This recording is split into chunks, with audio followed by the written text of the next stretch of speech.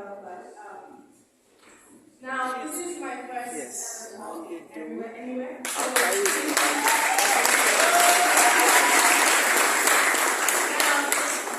I start my talk, I want to ask you guys a question. I want to ask, has anybody here ever heard of outreaching?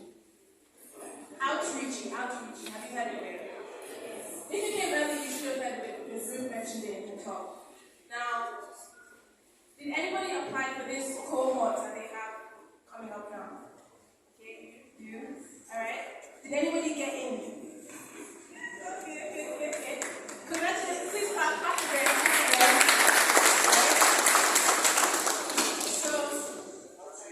Hello? Oh, okay, alright. Yeah, a huge congratulations to you guys that got in, first of all. This will be very helpful for you. And if you didn't get in or you're beyond interning, I think there's still something to learn here for everybody. Now, like I said before, my name is Kim. We're in 2022, right? So, wait, hold on. Like I said, this is my first talk. I have nerves. Take your time. Alright, thank you.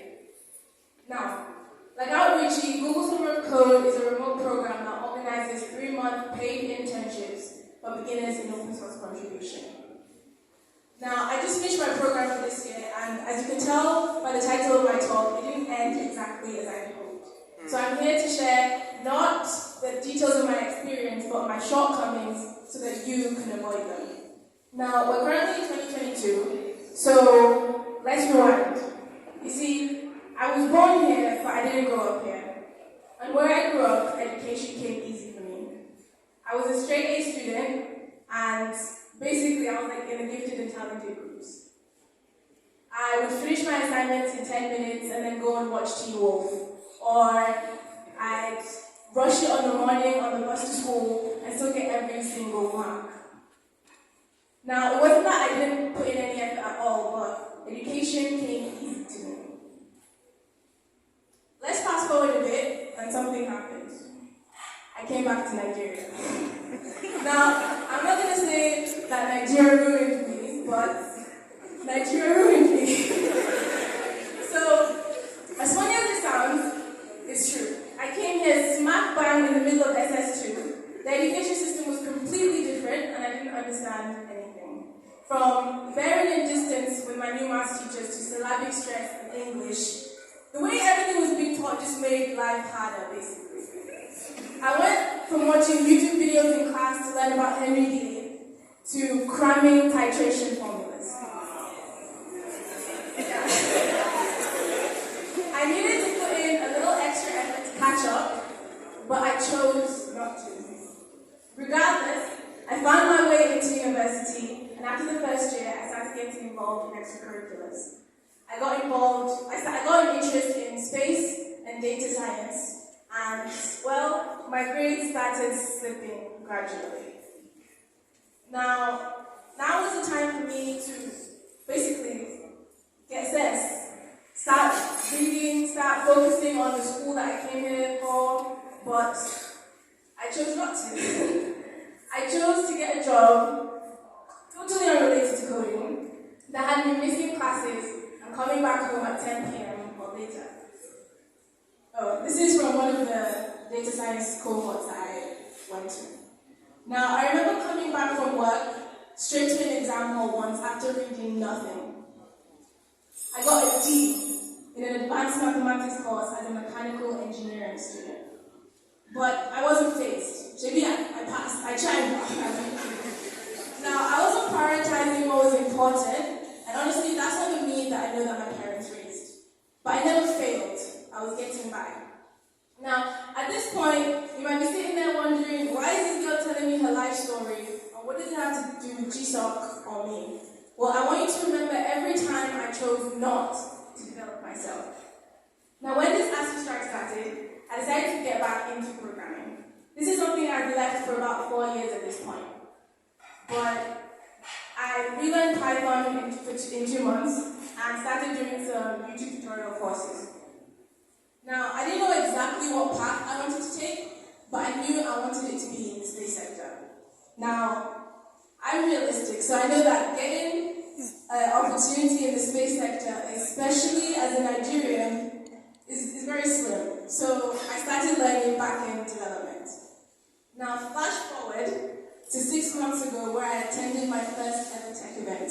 It was actually in this very same hall, and it was called Fest, Open Source Community Africa. Now, as you can see, I got just shy of 60 selfies at that event, and I'm trying to get to 100 by the end of this event. I have like 40, so if I haven't met you and I haven't taken a selfie, please come up to me when I come up to you. Okay. So it was in one of the talks that I learned about. Outreach and GSOC. Now, like everything in life, the conference ended and I went back home. But I felt invigorated. So I looked up these open source programs I just learned about, and I found out that GSOC was opening applications in less than a month. Now, all the online advice that I was seeing was saying that you had to be contributing to the organization that you wanted for at least 3 months before trying to apply as part of GSOC. Now, obviously, I didn't have that luxury. But I looked through the organizations and I found one that just spoke to me. It was called LibriCube, an open source initiative for space and earth exploration technologies.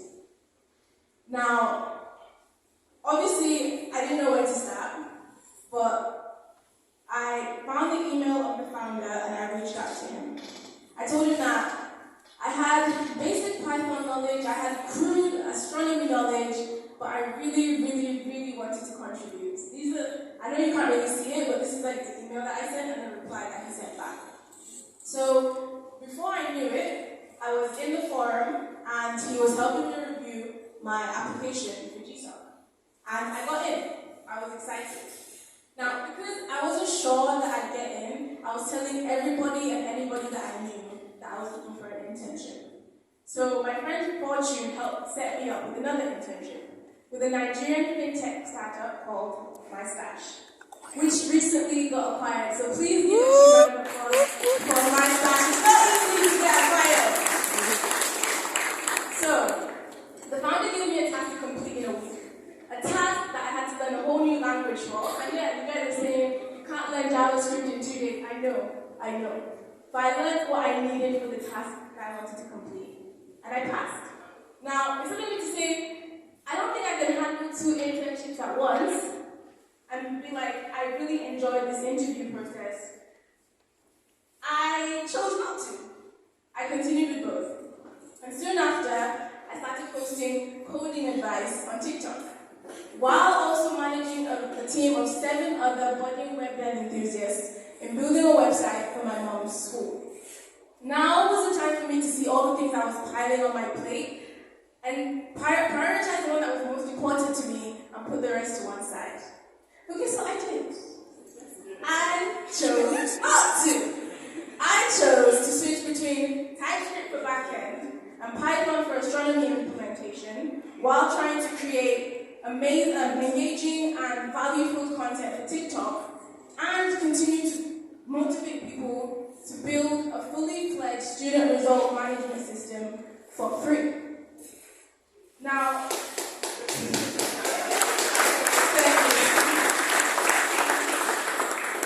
the first GSOC evaluation came around and I passed, but I got feedback that I wasn't putting the effort that they were expecting.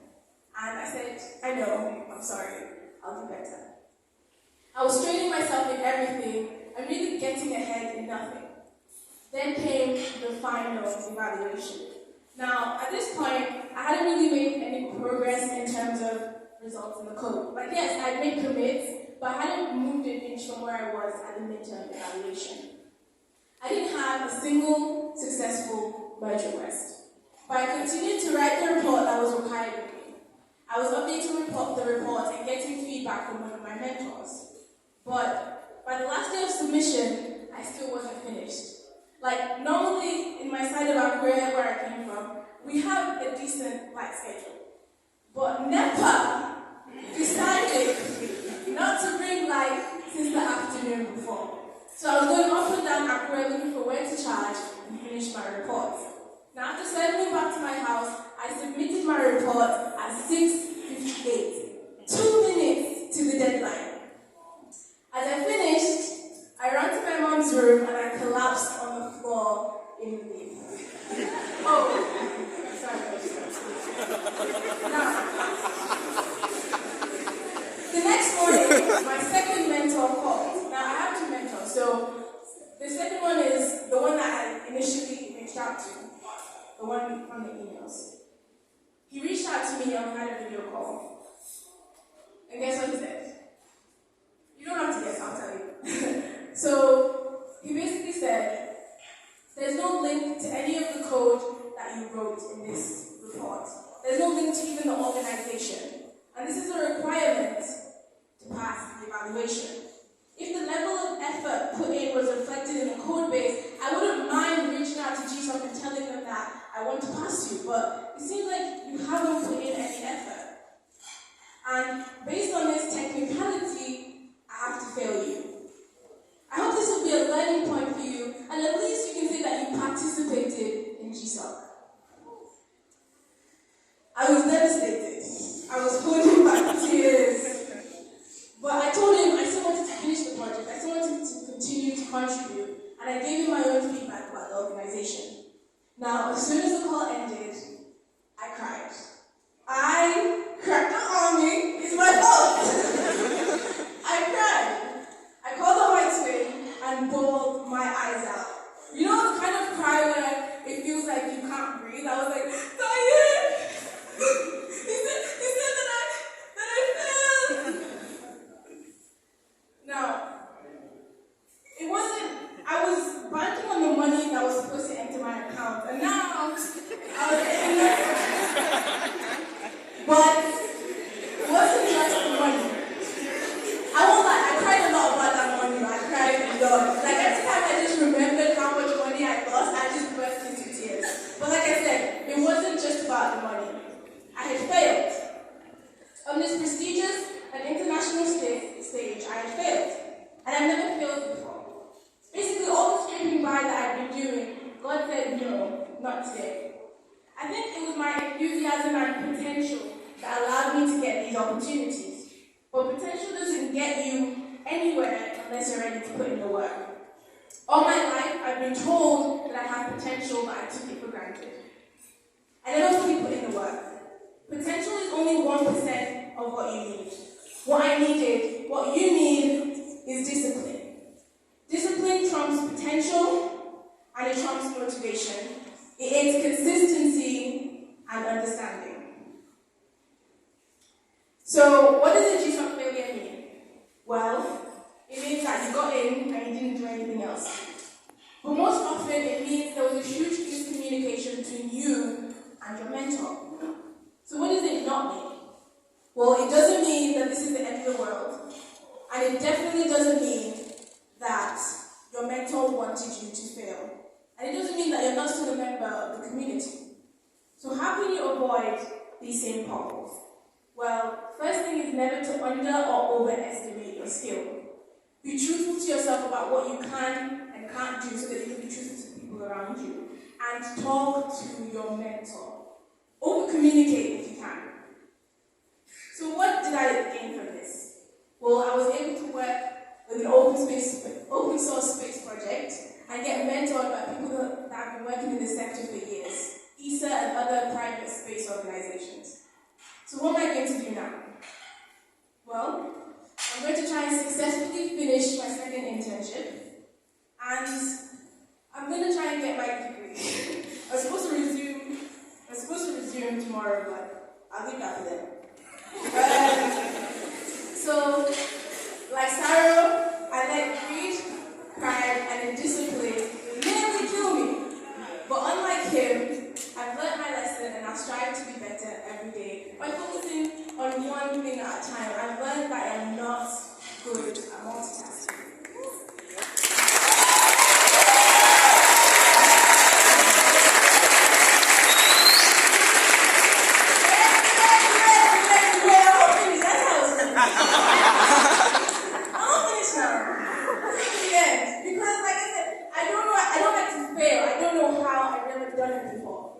So, I reached out to the GSOC support team, and I pleaded my case. Now, I'm not saying that I went behind my mentor's back, don't do that. But I told GSOC what had happened, and well, it was a long shot, but I told him. Now, in the meantime, I was learning the theoretical astronomy knowledge that I needed for the task that I'd been blocked on, right? And I was making sure I was committing at least once a day. And guess what? I got a reply back. What link would you like it to be? I can edit it for you. I was relieved. And I thank God for the second chance. And in the end, I passed.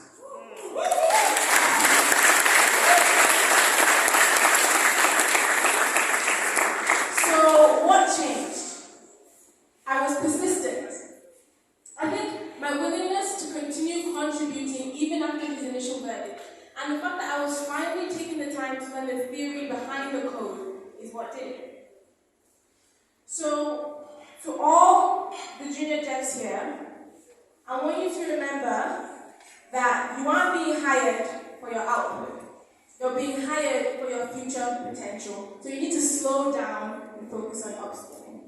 But to harness that potential, discipline and persistence are paramount. This is the end of my talk.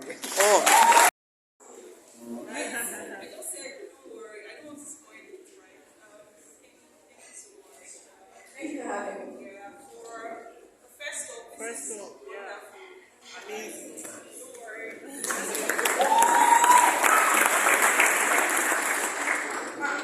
What?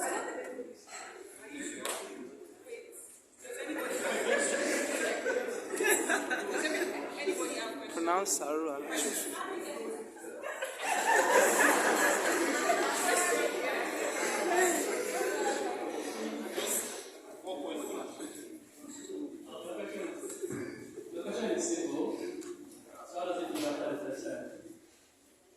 It was great. I love it.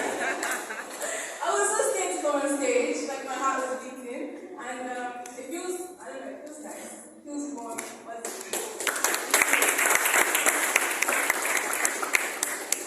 The question is not as quick as like all your balancing school and Hey. I'm starting with all of you now. Okay, so I attended this Twitter space that was hosted by Hack Sultan, and Adora was also, she spoke in the Twitter space, so if you have any questions, also go to her. What can I say? Well, you need to know why you went to school. I think that's the main thing. Like me now, I went to school, I was like, oh, I want to do first class, I want to do first class, I started failing, okay? So, if you already know that, I just want to pass and go. Keep doing your tech thing, and be taking the notes from the ones that have brain in class, you know? But if you know that you still want to pass first class, drop tech for that 6 months or however, 1 year or whatever they want to be in school and focus on finishing. I think that's what I would say. Know why you want to finish school. Because lots of people drop out in final year. Lots of tech bros like to drop out in final years. You too many people drop out. Just finish.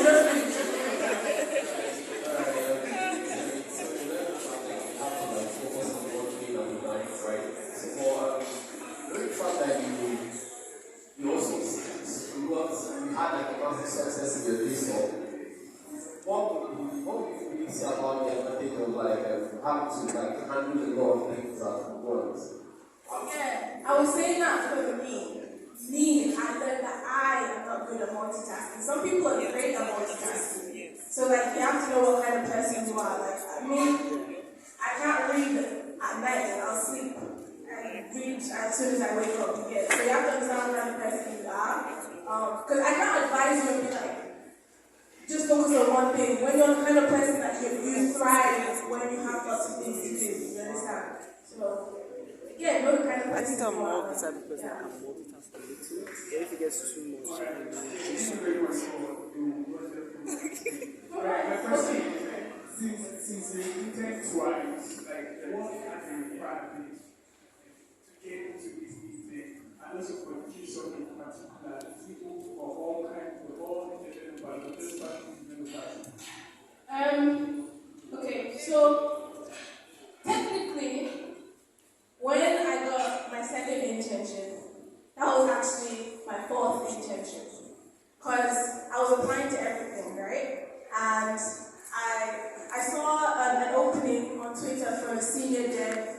role, and I messaged the person, I think it was the founder of this new startup, and I messaged him, I was like, hey, I'm not a senior dev, but I think I can contribute and help the person that gets this role. So I got an internship for that. I got the internship for GSOC by knowing about GSOC and applying, or reaching, I cold emailed the founder. My stash was word of mouth, you know, so like, tell everybody that you know that you're looking for something. You never know who knows who, right? And then requirements, it's not like, okay, not just requirements, but it's not just for backend. It's actually not, I wasn't doing like back-end development. I was doing like software building or whatever. So it's just different, it's not like specified. You can go there and do documentation. You can go there and do front-end, machine learning. They have different organizations that is just under the umbrella of GSOC. There's just different open source organizations that you can contribute to. And if you go on the website, you can search by whatever language the organization is using or whatever is interesting to you, like I search space. So, yeah, that's how I got that. Did that answer your question? Thank you.